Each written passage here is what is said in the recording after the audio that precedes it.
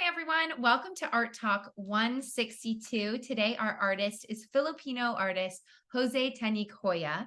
He was a Filipino abstract artist and the National Artist of the Philippines awardee. Hoya was a printmaker, painter, mixed media artist, and former dean of the University of Philippines' College of Fine Arts. He pioneered abstract expressionism in the Philippines. His canvases were characterized by dynamic spontaneity and quick gestures in action painting. He's the creator of compositions that were described as vigorous compositions of heavy impastos, bold brushstrokes, controlled dips, and diagonal swipes. Numerous key galleries and museums, such as the Ateneo Art Gallery, have featured José Joya's work in the past. Hoya's work has been offered at auction multiple times, with prices ranging from $83 all the way up to over $2 million, depending on the size and the medium of the artwork. Since 2003, the record price for this artist at auction is $2.15 million for a work called Space Transfiguration, sold at Leon Gallery in Makati, Philippines in 2018. So here are some of his more traditional pieces and portraits. He was traditionally schooled, and the standards at that time had been set by Filipino artists Fernando Amorsolo and Guillermo Tolentino. But gradually, he was influenced more by American abstraction and by the emerging trends in Philippine modernism. He was mentored by Ireneo Miranda, Dominador Castaneda, and Virginia Agbayani. Grenada Arabesque, Hoya's masterpiece, is a horizontal abstract painting which showcases different shades of yellow and features broad strokes and swipes of impasto mixed with sand. It's a masterful execution of texture and composition, and really an embodiment of Hoya's talent as a mixed media artist and pioneer of modern art in the Philippines.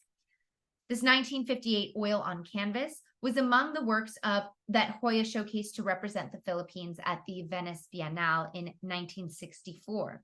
And this was the first time that the Philippines participated in the world's longest running Biennale and was awarded the leading showplace for contemporary art and the international avant-garde.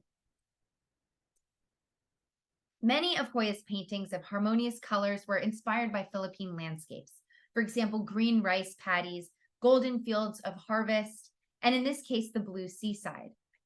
His use of rice paper in collages placed value on transparency, a common characteristic of folk art.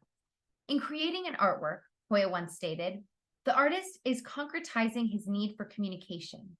He has an irresistible urge to reach that level of spiritual satisfaction and to project what he is and what he thinks through his work.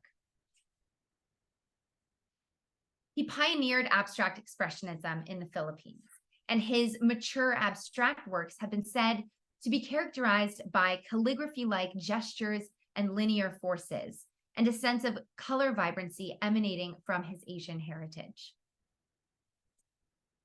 This piece, titled Festival, is an explosion of color and form, ranging from washes of blocks of red and thin white lines that almost look like streamers blowing in the wind, or kind of like an explosion of confetti, but the movement of this piece is really what stands out. As I mentioned before, Hoya was trained and influenced by fellow Filipino artist Guillermo Tolentino, who was predominantly a sculptor. So here we can see some of Hoya's ceramic sculpture works and how that ties in with this acrylic collage called Birdsong. Here's a wooden sculpture of a shell in conjunction with an abstract collage called Forest by the Sea. What I admire about Hoya is his ability to morph as an artist. We saw more traditional portraits that he made, as well as his abstract expressionist canvases, and now we can see that he was a proficient sculptor and collagist as well. In 1954, after taking up design studies at the University of Santo Tomas, Hoya received a travel grant from the Spanish government's Instituto de Cultura Hispánica, which gave him firsthand exposure to European art and culture, which left lasting impressions from the places that he visited, as well as the images that would eventually find their way onto his work, like these ceramic plates that he made in the 70s and the 80s. Hoya received countless awards and citations in his lifetime, notably the Republic Heritage Award in 1961, the 1987 Order de Chevalier des Arts et Lettres from the French government. And as I mentioned before, he was awarded the National Artist of the Philippines, but it was 8 years after his death in 1995. He was also dedicated to providing art as therapy and beauty to underserved urban areas throughout the Philippines. Thanks, everyone, and have a good holiday weekend.